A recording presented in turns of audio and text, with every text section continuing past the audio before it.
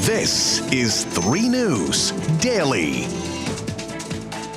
Hello, everyone. Welcome back to 3 News Daily on this Thursday, October 27th. I'm Stephanie Haney here with your top stories from WKYC.com and our WKYC app. Let's get right into your top stories. We start on Cleveland's east side, where police found 2 men shot this morning, one in the legs and one of them in the ankle. One of them, a 54-year-old man, was unconscious and taken to the hospital in critical condition. The other man was awake and breathing. Police say they found the men near the intersection of Marquette Street and St. Clair Avenue. When we have more information, we'll bring it to you. And we have an update on the consent decree program for police reform in Cleveland. 3 News has confirmed that the federal monitor overseeing the program will be stepping down. Hassan Aden is expected to resign during a court hearing today at 4 p.m. This comes after a federal judge extended the oversight program for 2 more years. And in Geauga County, 2 men were taken to the hospital after skydivers crashed through the roof of a training facility in Troy Township. And it wasn't just the skydivers that went to the hospital.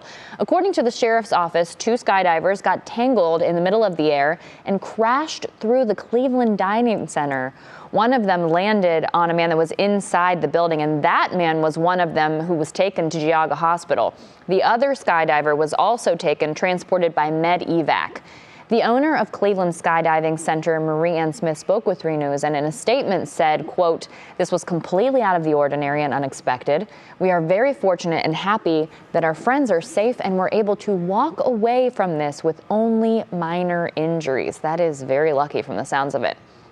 Okay, now with election night less than 2 weeks away, let's break down issue 1, which will be on the ballot for everyone here in Ohio. It's actually one of 2 issues that all Ohioans will be voting on November 8th. And if it passes, judges will be required to consider public safety along with other factors when setting bail. Sounds simple, right? Well, opponents would argue otherwise. They say the issue's language is designed to distract voters from what they see as the greater concern of bail reform. People with money get out of jail while they're waiting for trial, and people with no money have to stay in.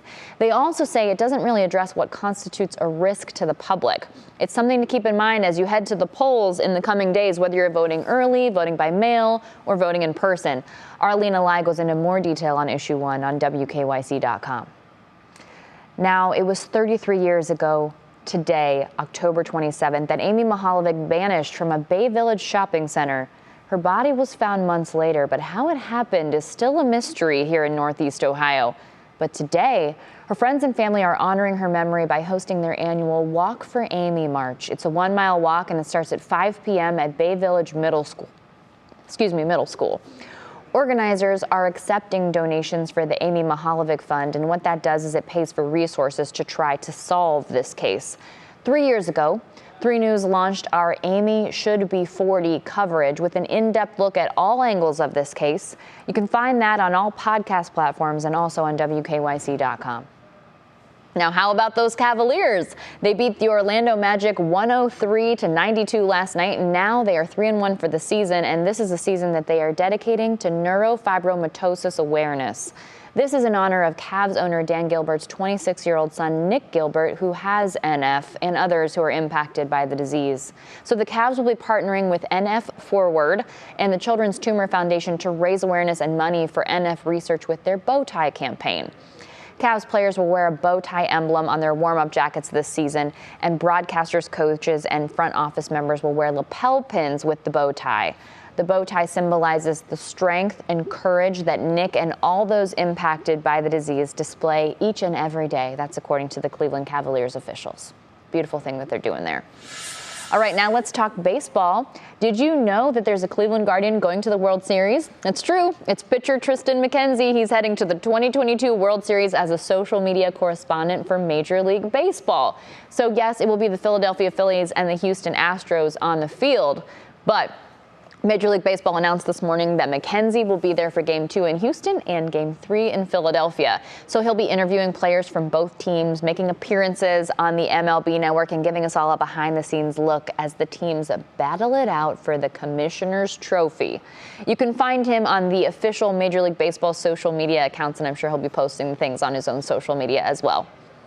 Also in Cleveland today, the brand new Futureland event is launching. It's a 2-day event and it's celebrating diversity in tech, arts, and culture here in Northeast Ohio.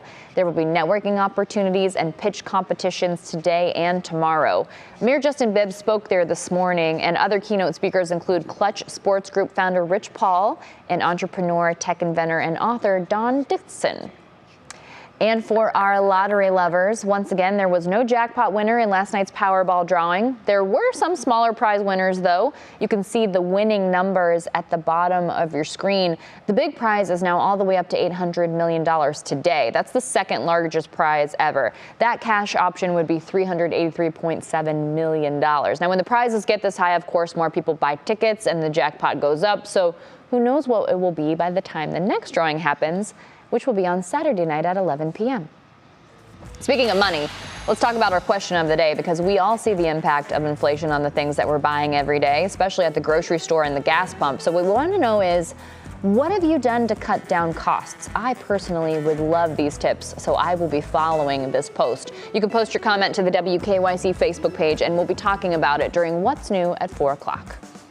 And before we go, we have a fun fact for scary movie lovers. The actor who plays Michael Myers in the last 3 Halloween movies, including the brand new one, Halloween Ends, he grew up here in Northeast Ohio.